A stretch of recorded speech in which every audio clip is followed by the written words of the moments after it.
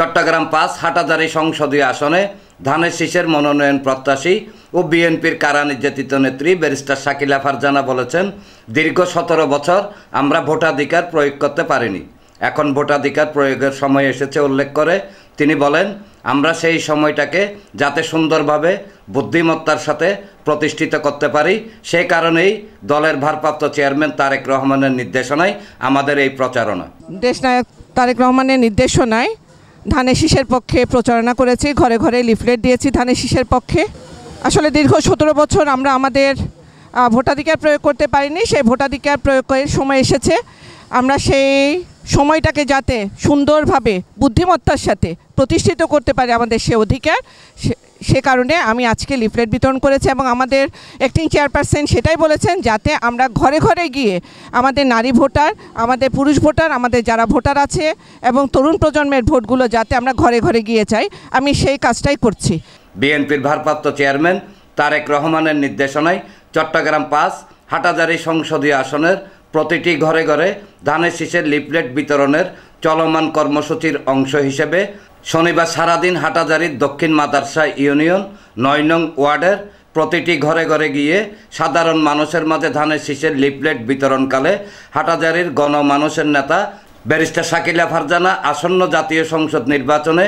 ধানের শীষকে বিপুল ভোটে জয়যুক্ত করতে হাটহাজারীবাসীর সহযোগিতা কামনা করে আরও বলেন, হাটহাজারীকে সন্ত্রাস, চাঁদাবাজ ও মাদক মুক্ত রাখতে আমার প্রচেষ্টা অব্যাহত থাকবে। আমার যারা নেতাকর্মী আছেন হাটহাজারীবাসীর উদ্দেশ্যে বলবো, হাটহাজারীকে সন্ত্রাস মুক্ত রাখার চেষ্টা করুন, চাঁদাবাজ মুক্ত রাখার চেষ্টা করুন, মাদক মুক্ত রাখার চেষ্টা করুন, কারণ এই 3টি ক্যান্সার রোগ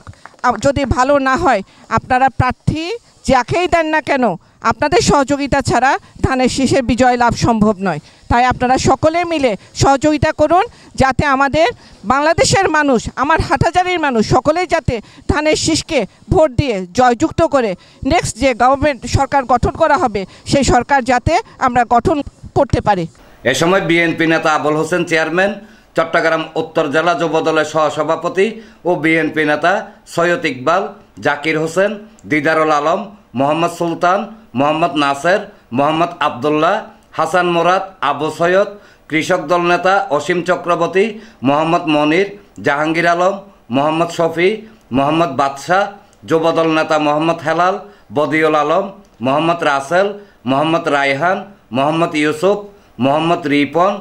আজিজ, নাসের, মোহাম্মদ মুসা, স্বেচ্ছাসেবক দল নেতা বেলাল রনি, তামিম, জুবায়ের, মোহাম্মদ ইমন, শ্রমিক দল নেতা মনসুর আলী, মোহাম্মদ ইলিয়াস ও ছাত্রদল নেতা মোহাম্মদ নৌসাদ সহ আরও অনেকে উপস্থিত ছিলেন।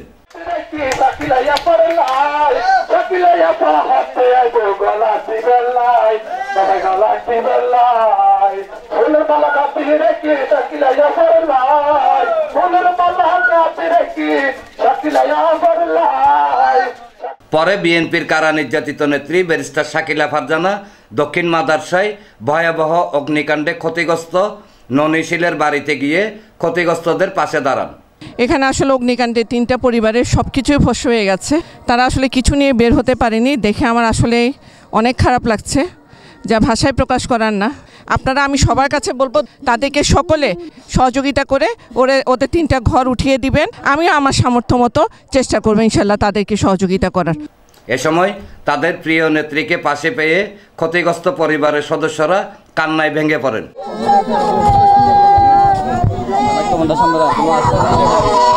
এনামুল হক লিটন, প্রগতি 24 টিভি।